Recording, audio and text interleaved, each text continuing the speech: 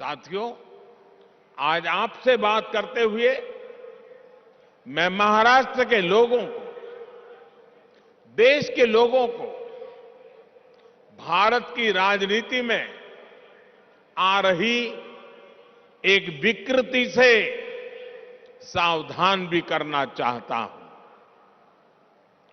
ये विकृति है शॉर्टकट की राजनीति की। ये विकृति है राजनीतिक स्वार्थ के लिए देश का पैसा लुटा देने की। ये विकृति है करदाताओं की गाढ़ी कमाई को लुटा देने की। शॉर्टकट अपनाने वाले ये राजनीतिक दल, ये राजनीतिक नेता देश के हर करदाता के सबसे बड़े दुश्मन है, जिनका मकसद सिर्फ सत्ता में आना होता है, जिनका लक्ष्य झूठे वायदे करके सिर्फ सरकार हड़पना होता है, वो कभी देश नहीं बना सकते। आज एक ऐसे समय में जब भारत अगले 25 वर्षों के लक्ष्यों पर काम कर रहा है, तो कुछ राजनीतिक दल अपने निजी स्वार्थ में भारत की अर्थव्यवस्था को तबाह कर देना चाहते हैं।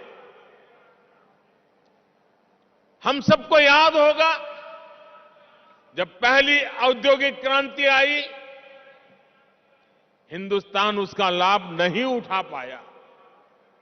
दूसरी, तीसरी औद्योगिक क्रांति में भी हम पीछे रहे, लेकिन आज जब चौथी औद्योगिक क्रांति का समय है, तो भारत इसे गंवा नहीं सकता। मैं फिर कहूंगा, ऐसा अवसर किसी देश के पास बार बार नहीं आता। शॉर्टकट से कोई देश चल नहीं सकता।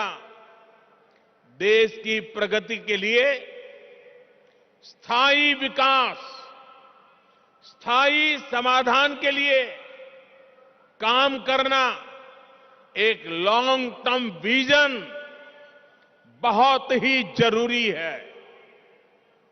और स्थायी विकास के मूल में होता है इंफ्रास्ट्रक्चर।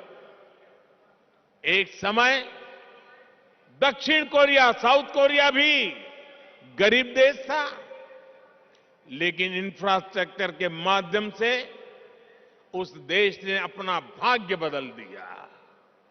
आज खाड़ी के देश इतना आगे इसलिए भी है, और लाखों भारतीयों को वहां रोजगार मिलता है, लाखों भारतीयों को, क्योंकि उन्होंने भी बीते 3-4 दशकों में अपने इंफ्रास्ट्रक्चर को मजबूत किया है, आधुनिक किया है और फ्यूचर रेडी किया है। अरे कब आपको पता होगा, आज हिंदुस्तान के लोगों को सिंगापुर जाने का मन करता है।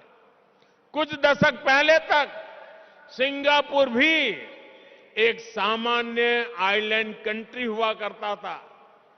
फिशरीज से कुछ रोजी रोटी लोग कमा लेते थे, लेकिन सिंगापुर ने इंफ्रास्ट्रक्चर पर निवेश किया, सही आर्थिक नीतियों पर चला, और आज वो दुनिया की अर्थव्यवस्था का इतना बड़ा केंद्र बना हुआ है।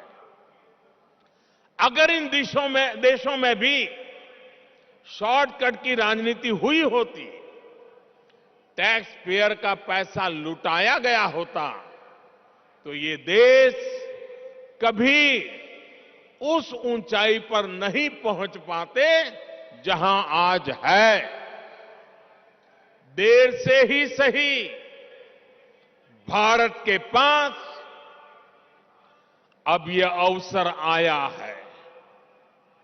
पहले की सरकारों के समय हमारे देश के ईमानदार करदाताओं ने जो पैसा दिया वो या तो भ्रष्टाचार की भेंट चढ़ गया या फिर वोट बैंक को मजबूत करने में खप गया। अब समय की मांग है कि सरकारी खजाने की पाई पाई का उपयोग देश की पूंजी युवा पीढ़ी के उज्जवल भविष्य के लिए निर्माण पर खर्च होनी चाहिए। मैं आज भारत के हर युवा से आग्रह करूंगा, हर टैक्स पेयर से आग्रह करूंगा, ऐसे स्वार्थी राजनीतिक दलों को, ऐसे स्वार्थी राजनीतिक नेताओं को एक्सपोज करिए। आमदनी अठन्नी, खर्चा रुपया, ये वाली कुनीति लेकर के जो राजनीतिक दल चल रहे हैं वे इस देश को भीतर से खोखला कर देंगे। दुनिया के कई देशों में हमने आमदनी अठन्नी, खर्चा रुपया, ये ऐसी कुनीति की वजह से पूरी अर्थव्यवस्था को तबाह होते देखा है। हमें मिलकर भारत को ऐसी कुनीति से बचाना है। हमें याद रखना है, एक और आमदनी अठन्नी, खर्चा रुपया,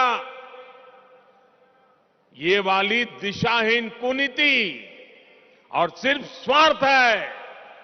वहीं दूसरी ओर देश हित और समर्पण भाव है।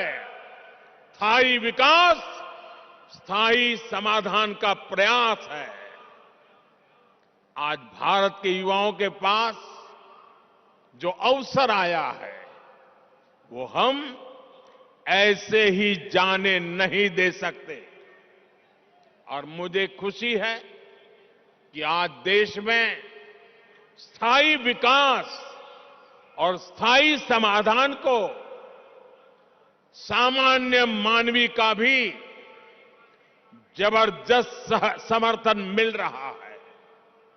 अभी पिछले सप्ताह गुजरात में जो चुनाव के नतीजे आए हैं वो स्थायी विकास और स्थायी समाधान की आर्थिक नीति, विकास की रणनीति का परिणाम है। मैं शॉर्टकट अपनाने वाले ऐसे राजनेताओं को भी विनम्रतापूर्वक, आदरपूर्वक कहूंगा कि स्थायी विकास के विजन को समझिए, उसके महत्व को समझिए। आज देश के लिए उसकी कितनी जरूरत है उसको समझिए। शॉर्टकट के बजाय स्थायी विकास करके भी आप चुनाव जीत सकते हैं, बार बार चुनाव जीत सकते हैं। ऐसे दलों को मैं कहना चाहता हूं, आपको डरने की जरूरत नहीं है। मुझे विश्वास है जब आप देश हित को सर्वोपरि रखेंगे तो शॉर्टकट की राजनीति का रास्ता भी जरूर त्याग करेंगे।